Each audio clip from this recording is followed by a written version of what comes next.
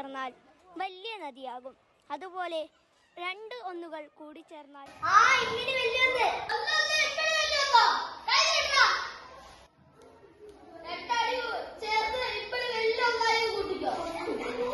അങ്ങനെ മജീദിന്റെ നിസ്സഹായത കണ്ട് സുഹറ അവനുമായി കൂട്ടുകൂടാൻ തീരുമാനിച്ചു.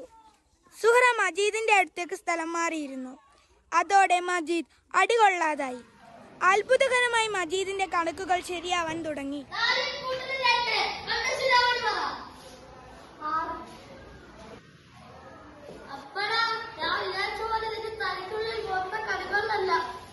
അത് കേൾക്കുമ്പോൾ സുഹറ പുഞ്ചിരി തൂകും.